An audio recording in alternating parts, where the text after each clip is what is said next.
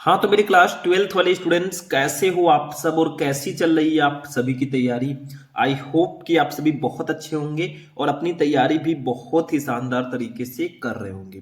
तो जितने भी हमारे स्टूडेंट इस बार हैं 12th में और जिनको 24 फरवरी को क्लास 12 हिंदी का पेपर देना है, उनके लिए आज का ये क्लास बहुत ही ज्यादा इंपॉर्टेंट है, क्योंकि आज के इस वीडियो में मैं आपके लिए लेकर आया हूं क्लास 12 हिंदी का एक वायरल मॉडल पेपर। मैं इस पूरे हिंदी के पेपर को सॉल्यूशन के साथ बताऊंगा।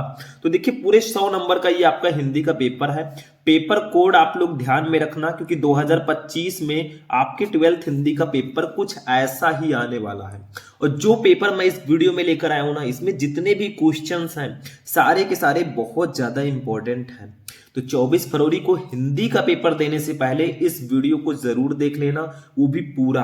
ठीक है, तो देखो 2025 हिंदी यहाँ पे पेपर कोड है, पूर्णांक 100 नंबर का रहेगा और 24 फरवरी को आपको हिंदी का पेपर देना है। समय 3 घंटे 15 मिनट रहेंगे, ये तो फिक्स ही है। 3 घंटे 15 मिनट आपको टाइम दिया जाता है। कुछ नोट आपको दिए जाएंगे, अरे पैसे का नोट नहीं, कुछ निर्देश। जैसे देखो, स्टार्टिंग के 15 मिनट परीक्षार्थियों को प्रश्न पत्र पढ़ने के लिए निर्धारित है और इस प्रश्न पत्र में 2 खंड है। दोनों खंडों के सभी प्रश्नों का उत्तर देना अनिवार्य है। ये तो कुछ निर्देश थे। अब हम अपने पेपर को स्टार्ट करेंगे। सबसे पहले हम खंड का की बात करेंगे। पेपर आपका 2 खंड में होगा। खंड का 50 नंबर, खंड का भी 50 नंबर का रहेगा। पूरे पेपर को मैं सॉल्यूशन के साथ बताने वाला हूं, तो ध्यान से आपको लास्ट तक देखना है। ठीक है, देखो सबसे पहले फर्स्ट क्वेश्चन रहेगा फर्स्ट का यानी कि फर्स्ट क्वेश्चन में 5 बहुविकल्पीय प्रश्न रहेंगे हिंदी गद्य साहित्य से। फिर उसके बाद दूसरे क्वेश्चन में 5 बहुविकल्पीय प्रश्न रहेंगे हिंदी पद्य साहित्य से। तो देखो सबसे पहले हम गद्य साहित्य के क्वेश्चन देखते हैं। पंडित प्रताप नारायण मिश्र द्वारा संपादित पत्रिका है, इसमें से कौन सी पत्रिका है जिसको पंडित प्रताप नारायण मिश्र जी ने संपादित किया? तो आनंद कादंबरी, हिंदी प्रदीप, ब्राह्मण या दिनमान? तो भैया ब्राह्मण पत्रिका जो है ये पंडित प्रताप नारायण मिश्र द्वारा संपादित पत्रिका है। ठीक है, आप लोगों को एक क्वेश्चन मैं करता हूं, आप लोग आंसर देना कमेंट बॉक्स में कि हिंदी प्रदीप जो है इसके संपादक कौन है। देखते हैं कितने स्टूडेंट इसका सही और एग्जैक्ट आंसर देते हैं। हिंदी प्रदीप इसके संपादक कौन है? चलो दूसरा क्वेश्चन देखते हैं, खा वाला। रामचंद्र शुक्ल की रचना है, इसमें से कौन सी रचना रामचंद्र शुक्ल जी की है? साहित्य लोचन, साहित्य सहचर, त्रिवेणी या आलोचक की आस्था? तो इसका राइट आंसर होगा ऑप्शन नंबर फर्स्ट, साहित्य लोचन। ये जो रचना है ना, ये रामचंद्र शुक्ल जी की, सॉरी ये नहीं है, शायद आपका थर्ड वाला ऑप्शन सही होगा, त्रिवेणी। ठीक है, ये जो रचना है ये रामचंद्र शुक्ल जी की रचना है। तो खा का थर्ड वाला ऑप्शन बिल्कुल सही होगा। ठीक है, इसके बाद में गा वाला क्वेश्चन देखिए। कर्म भूमि किस विधा की रचना है? कर्म भूमि जो है ये किस विधा की रचना है? जैसे बहुत सारी विधाएं हैं, उपन्यास है, निबंध है, कहानी है, जीवनी है, आलोचना है, संस्मरण है। ठीक है, ऐसे ऐसे बहुत सारे हैं। तो कर्म भूमि किस विधा की रचना है? उपन्यास, निबंध, कहानी, आलोचना? तो उपन्यास है। कर्म भूमि जो है ये उपन्यास विधा की रचना है, यानी कि आप कह सकते हैं ये एक उपन्यास है। घा वाला देखो, भाग्य और पुरुषार्थ के लेखक कौन है? ये क्वेश्चन काफी इंपॉर्टेंट है। भाग्य और पुरुषार्थ के लेखक कौन है? तो जैनेन्द्र कुमार, श्याम सुंदर दास, गुलाब राय या विद्यानिवास मिश्र? तो भैया जैनेन्द्र कुमार जी हैं भाग्य और पुरुषार्थ के लेखक। तो ऐसे ही आपको जितने ज्यादा क्वेश्चन हो सके उतने ज्यादा क्वेश्चन आपको सॉल्व करने हैं, क्योंकि ये सारे के सारे क्वेश्चन बहुत ज्यादा इंपॉर्टेंट है। अंगा नंबर देखो, महावीर प्रसाद द्विवेदी द्वारा संपादित पत्रिका है, इसमें से कौन सी पत्रिका को महावीर प्रसाद द्विवेदी जी ने संपादित किया? कविवचन सुधा, उचित वक्ता, भारत मित्र या सरस्वती? तो महावीर प्रसाद द्विवेदी जी द्वारा जो संपादित पत्रिका है वो सरस्वती है, बहुत फेमस पत्रिका है। तो इसको महावीर प्रसाद द्विवेदी जी ने संपादित किया था। तो ये 5 क्वेश्चन हो जाएंगे हिंदी गद्य साहित्य के। अब देखो दूसरा जो क्वेश्चन है भैया, ये हिंदी पद्य साहित्य का 5 ऑब्जेक्टिव क्वेश्चन रहेगा। टोटल मिलाकर 10 बहुविकल्पीय प्रश्न आपको दिए जाएंगे। आप लोग वीडियो को लाइक करते हुए चलना, चैनल को भी सब्सक्राइब करते हुए चलना, क्योंकि पूरा पेपर हमें सॉल्व करना है। अभी तो हमने सफर का इरादा किया है, अभी तो बहुत टाइम है। ठीक है, देखो पद्मावत का रचना काल है, मतलब पद्मावत जो है ये किस काल में इसकी रचना हुई? आदिकाल, भक्ति काल, रीति काल या आधुनिक काल? भैया भक्ति काल जो है, पद्मावत का रचना काल जो है वो भक्ति काल है, मतलब भक्ति काल में ही पद्मावत की रचना हुई थी। देखो सरोज स्मृत के रचयिता कौन है? सरोज स्मृत सूर्यकांत त्रिपाठी निराला, जयशंकर प्रसाद, महादेवी वर्मा या अज्ञेय? ठीक है, तो भैया सूर्यकांत त्रिपाठी निराला जी हैं इसके रचनाकार, सरोज स्मृत के। ठीक है, तो का फर्स्ट वाला ऑप्शन बिल्कुल सही होगा। देखो निम्नलिखित कवियों में से कौन छायावादी कवि नहीं है? इसमें से कौन से कवि हैं जो छायावादी युग के कवि नहीं है? नागार्जुन, सुमित्रा नंदन पंत, जयशंकर प्रसाद या महादेवी वर्मा? तो भैया जयशंकर प्रसाद जी तो हैं, सुमित्रा नंदन पंत जी भी हैं, महादेवी वर्मा जी भी हैं, ये नागार्जुन नहीं है, ये छायावादी युग के कवि नहीं है। बाकी तीनों जो कवि हैं वो छायावादी युग के ही कवि हैं। देखो निम्न में से रीतिकाल के किस कवि ने वीर रस में रचना की है? मतलब इसमें से रीतिकाल के वो कौन से कवि हैं जिन्होंने वीर रस में रचना की है? घनानंद, पद्माकर, बिहारी लाल या भूषण? ठीक है, तो भैया भूषण जी जो हैं इन्होंने रीतिकाल के वीर रस में रचना की है, रीतिकाल में वीर रस में इन्होंने रचनाएं की है भूषण। ठीक है, तो घा का चौथा सही होगा। अंगा नंबर देखो, तार सप्तक के संपादक कौन थे? तार सप्तक के संपादक कौन थे? अज्ञेय, धर्मवीर भारती, दिनकर या गिरजा कुमार माथुर? देखो अज्ञेय जी हैं तार सप्तक के संपादक और इनका पूरा नाम है सच्चिदानंद हीरानंद वात्स्यायन अज्ञेय। ठीक है, इतना ध्यान रखना। अब आपको एक आंसर इसका देना है कमेंट बॉक्स में, जो मैं क्वेश्चन करने जा रहा हूं तार सप्तक से ही रिलेटेड है। बताइए तार सप्तक का प्रकाशन कब हुआ? तार सप्तक का प्रकाशन वर्ष कब है?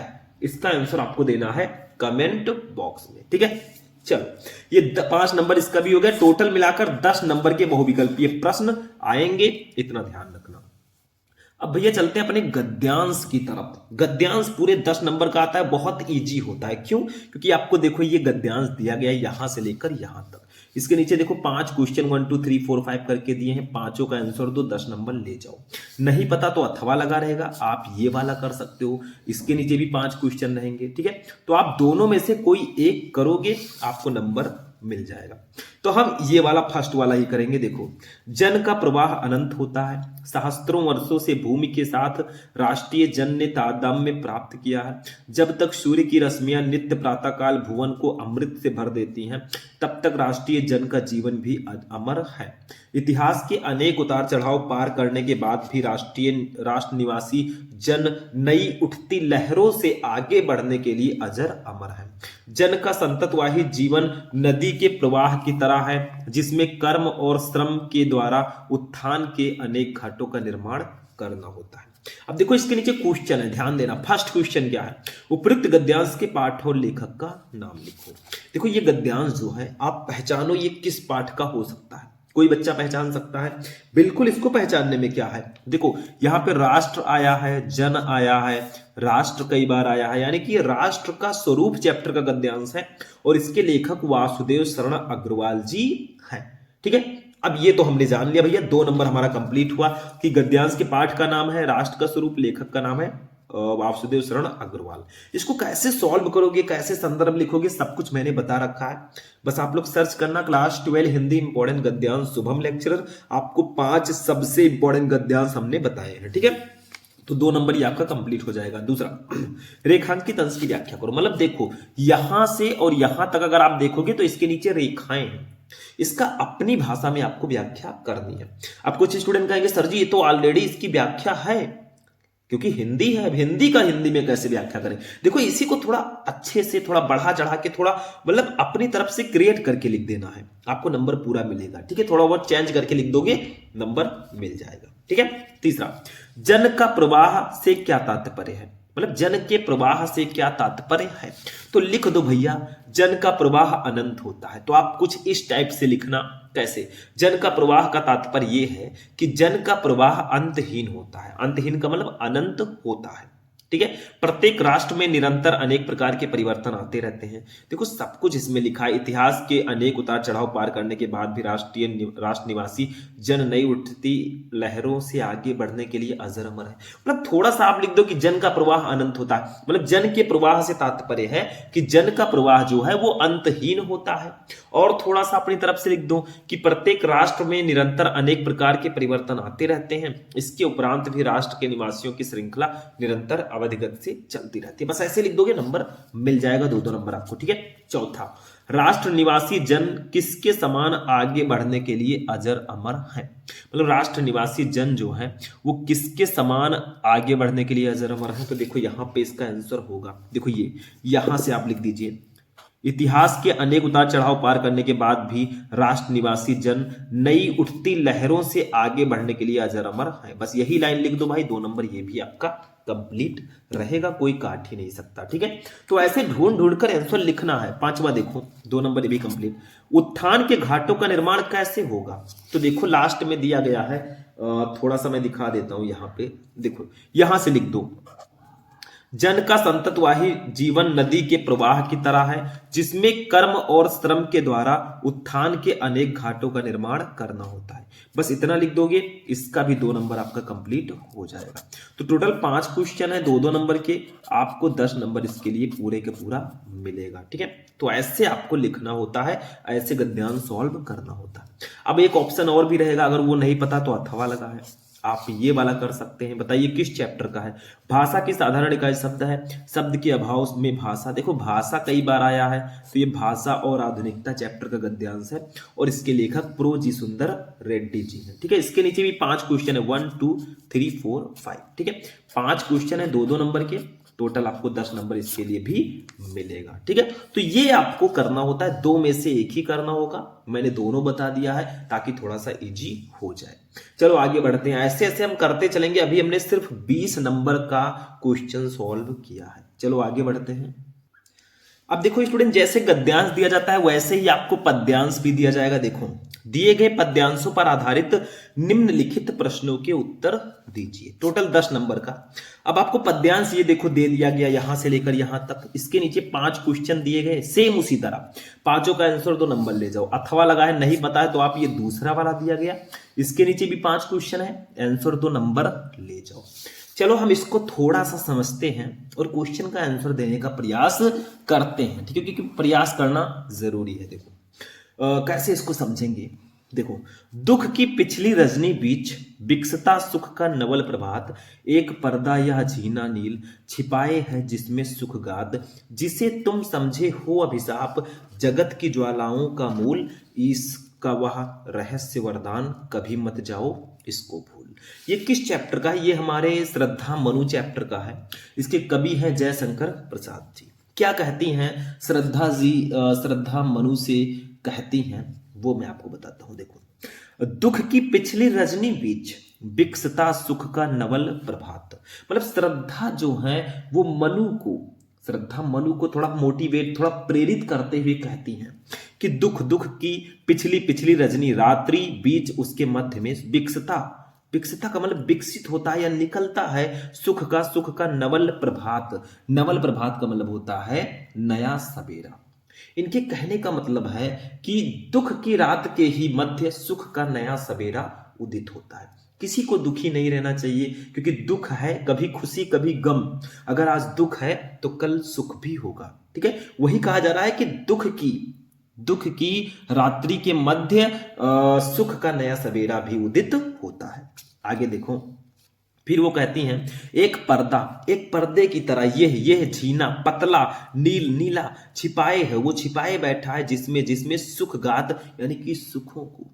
इनका कहना है कि जैसे सुबह का जो प्रकाश है ना, वो अंधकार के महीन पर्दे में छिपा रहता है, उसी प्रकार से सुख भी दुख के महीन आवरण में छिपा रहता है। मतलब सुख जो है वो दुख के महीन आवरण में छिपा रहता है, जैसे ही वो आवरण हटता है सुख ही सुख होता है। ठीक है, वही यहां पे कहा जा रहा है। इनके कहने का सीधा सीधा मतलब क्या है? इनके कहने का सीधा सीधा मतलब है कि दुख का ये प्रभाव अधिक देर तक नहीं टिकता और नई आशाओं को संजोए हुए सुख का आगमन होकर ही रहता है।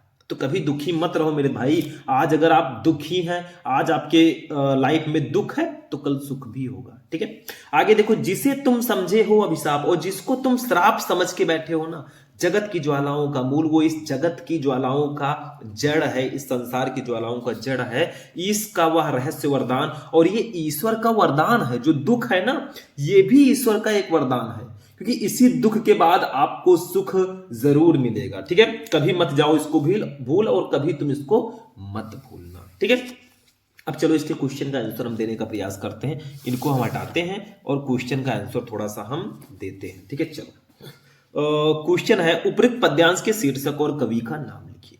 देखो, शीर्षक का नाम है श्रद्धा मनु, कवि का नाम है जयशंकर प्रसाद, मैंने पहले ही बता दिया। दूसरा है रेखांकित अंश की व्याख्या कीजिए, मतलब ये जो 2 लाइन है आपका, इसके नीचे रेखाएं हैं, इसका अपनी भाषा में व्याख्या करनी है तो कर दो जैसा मैंने बताया। तीसरा, रजनी किसका प्रतीक है? तो रजनी जो है, रात्रि जो है ना, वो दुख का प्रतीक है। कहा जा रहा है कि रात्रि बीतेगी और सवेरा होगा, उसी प्रकार दुख रूपी रात्रि बीतेगी और सवेरा जरूर होगा, सुख जरूर आएगा। चौथा, यहां तुम शब्द किसके लिए प्रयुक्त हुआ है और वो किसको क्या समझ बैठा है? तो भैया सिंपल सा है, यहां जो तुम शब्द है ना, यहां श्रद्धा द्वारा तुम शब्द मनु के लिए प्रयुक्त हुआ है, मतलब श्रद्धा जी ने मनु के लिए ये शब्द प्रयुक्त किया है। और जहां वो समझ बैठा है कि दुख एक साप है, मतलब दुख एक अभिशाप है, ऐसा वो समझ बैठा है, जो संसार की पीड़ा का कारण है। वास्तव में वो भगवान का एक रहस्यमय वरदान है, मतलब दुख भी जो है ना, वो रहस्यमय वरदान होता है। ठीक है, पांचवा, दुख किसका कैसा वरदान है? तो दुख भगवान का एक रहस्यमय वरदान है। बस ऐसा लिखोगे, नंबर मिल जाएगा। ठीक है, 10 नंबर आपका ये भी कंप्लीट हो जाएगा, तो टेंशन मत लेना जब तक है हम। अब अथवा लगा है वो नहीं जानते, तो ये देखो, सुख भोग खोजने आते सब आए, तुम करने सत्य खोज, जग की मिट्टी के पुतले जन, तुम आत्मा के मन की सरोज, जड़ता हिंसा स्पर्धा से भर, चेतना अहिंसा नम्र ओज, पशुता को पंकज बना दिया तुमने, मानवता का सरोज। ये हमारे किस चैप्टर का है? ये किस चैप्टर का हो सकता है? ये बापू के प्रति ये चैप्टर का है, और इसके कवि हैं सुमित्रा नंदन पंत जी। मतलब ये बापू के प्रति चैप्टर का है, इसको आप करिएगा। देखो, एक मैं बता दे रहा हूं, एक आप कर लोगे, आप खुद कीजिए। देखो, इसका स्क्रीनशॉट ले लो, मैं यहाँ पे, हाँ स्क्रीनशॉट ले लो, इसको खुद आप लोगों को करना है। अब चलते हैं साहित्यिक परिचय पे, क्योंकि हमें अभी तो पूरा पेपर देखना है मेरे भाई, अभी तो ट्रेलर है, पिक्चर अभी बाकी है। ठीक है, देखो, निम्नलिखित में से किसी एक लेखक का साहित्यिक परिचय देते हुए उनकी प्रमुख रचनाओं का उल्लेख कीजिए। 5 नंबर, जैसे आचार्य हरिप्रसाद द्विवेदी, हरिशंकर परसाई और वासुदेव शरण अग्रवाल, तीनों में से किसी एक का साहित्यिक परिचय आपको लिखना है। इसको कैसे लिखते हैं, कौन कौन से साहित्यिक परिचय इंपॉर्टेंट है, मैंने पहले ही आपको बता रखा है, तो यूट्यूब पे सर्च करना, क्लास 12 हिंदी इंपॉर्टेंट जीवन परिचय शुभम लेक्चर, आपको क्लास मिल जाएगा। ऐसे कवि का देखो, निम्नलिखित में से किसी एक कवि का साहित्यिक परिचय देते हुए उनकी प्रमुख रचनाओं का उल्लेख कीजिए, जैसे महादेवी वर्मा, जयशंकर प्रसाद, रामधारी सिंह दिनकर, तीनों बहुत इंपॉर्टेंट है। इन्हीं तीनों का अगर आप पढ़ लोगे, 5 नंबर आपका कंप्लीट रहेगा। ठीक है, तो ऐसे आपको पढ़कर जाना है। अब कहानी की बात करें भैया, तो ये 100% फिक्स टॉपिक होता है। 5 नंबर देखो, ध्रुव यात्रा अथवा बहादुर कहानी का आपको सारांश लिखना है, मतलब ध्रुव यात्रा या बहादुर किसी एक का सारांश लिख दो, दोनों नहीं पता तो अथवा लगा है। पंचलैंड अथवा ध्रुव यात्रा कहानी के नायक का चरित्र चित्रण कीजिए, मतलब पंचलैंड या ध्रुव यात्रा किसी एक कहानी के नायक का आपको चरित्र चित्रण करना है। अधिकतम शब्द सीमा 80 होना चाहिए, नंबर आपको पूरा मिल जाएगा। ठीक है, इसका खंड का हमारा लास्ट टॉपिक होगा खंड काव्य। देखो, स्वपठित खंड काव्य के आधार पर किसी एक खंड के एक प्रश्न का उत्तर दीजिए, शब्द सीमा 80, 5 नंबर आपको मिलेगा।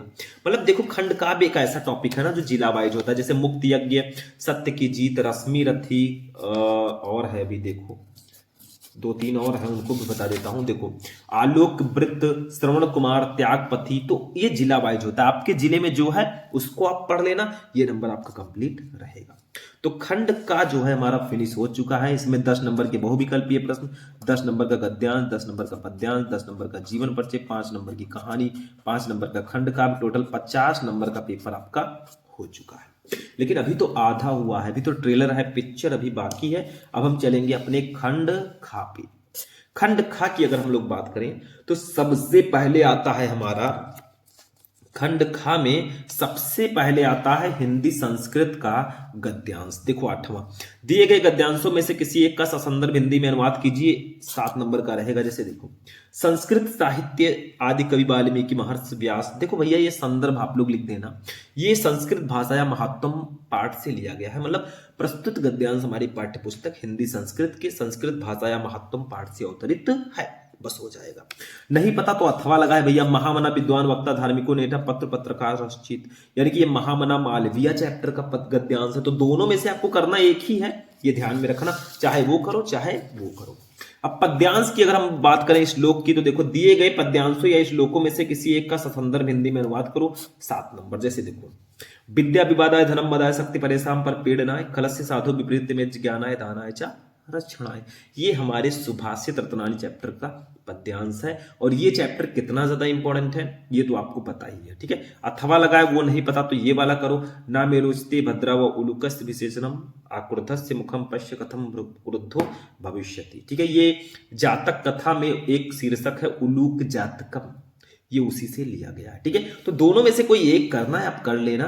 और इसमें तो आपको पता ही है सुभाषित रत्नावली चैप्टर बहुत इंपॉर्टेंट है। बाकी 1-2 चैप्टर में एक एक श्लोक है, उसको पढ़ लेना, काम हो जाएगा। ठीक है, चलो आगे बढ़ते हैं। अब आते हैं हिंदी व्याकरण पे। मुहावरे एवं लोकोक्तियां हैं।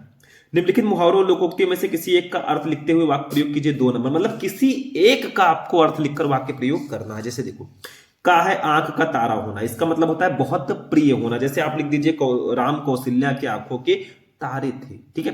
खा, नाक में नकेल डालना, मतलब क्या होगा, नाक में नकेल डालना मतलब नियंत्रण में करना, कंट्रोल करना। गा, सावन हरे न बादो सूखे, मतलब सदैव एक जैसा रहना।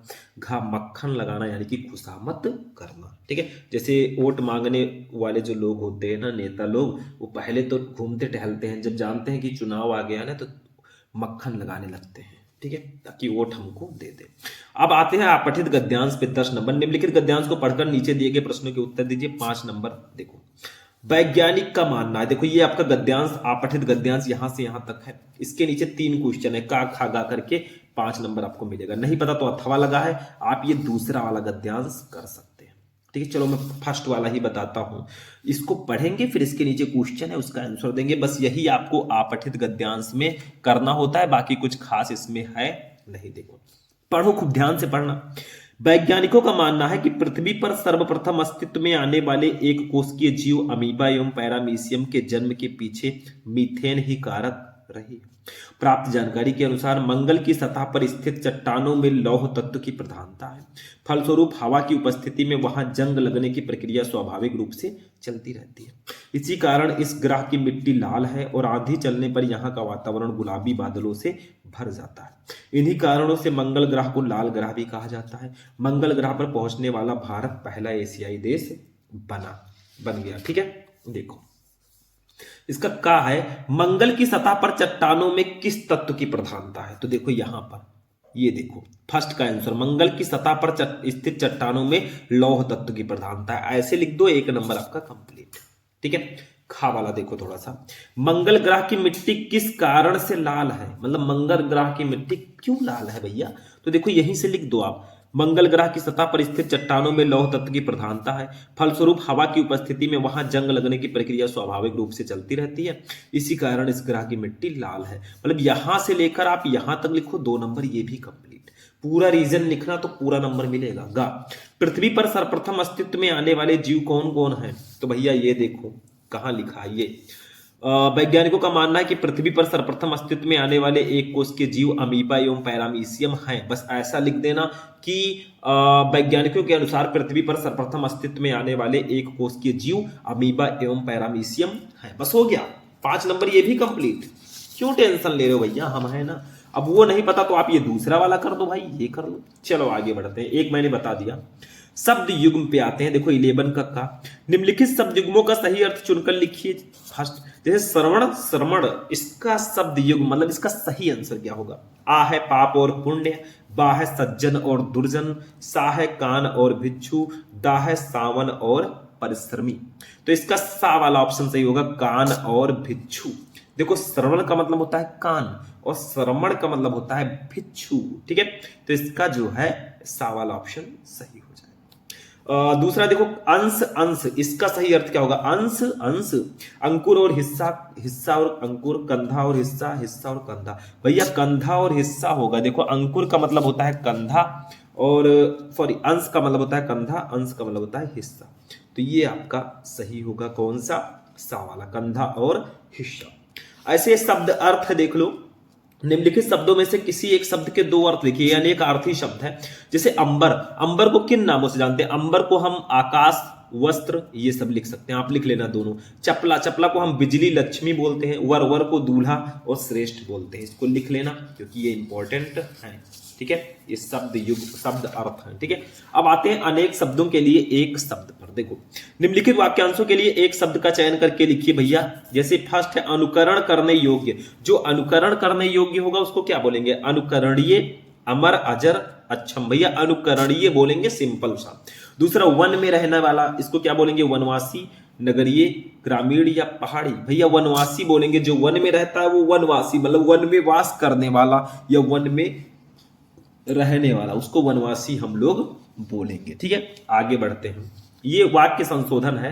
निम्नलिखित में से किन्हीं दो वाक्यों को शुद्ध करके लिखिए 2 नंबर। जैसे फर्स्ट है महादेवी वर्मा विद्वान कवित्री है। भैया विद्वान के जगह पर आप केवल विदुषी कर देना, क्योंकि ये फीमेल है तो इनको विदुषी कहा जाएगा, ठीक है।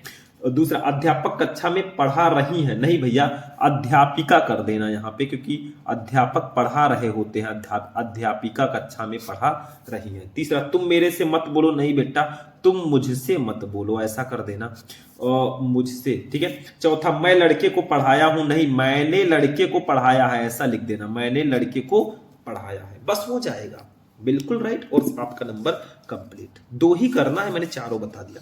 अब रस छंद अलंकार पे आते हैं भैया 12 का। श्रृंगार रस अथवा शांत रस का लक्षण सहित एक उदाहरण दीजिए 2 नंबर। मतलब श्रृंगार रस या शांत रस, किसी एक का लक्षण सहित उदाहरण देना है। खा अनुप्रास अलंकार अथवा रूपक अलंकार की परिभाषा लिखते हुए एक उदाहरण लिखिए 2 नंबर। मतलब अनुप्रास अलंकार या फिर रूपक अलंकार, किसी एक की परिभाषा लिखते हुए आपको उदाहरण देना है 2 नंबर। ये भी कंप्लीट आपका रहेगा। गा दोहा छंद अथवा सोरठा छंद का लक्षण और एक उदाहरण लिखिए 2 नंबर।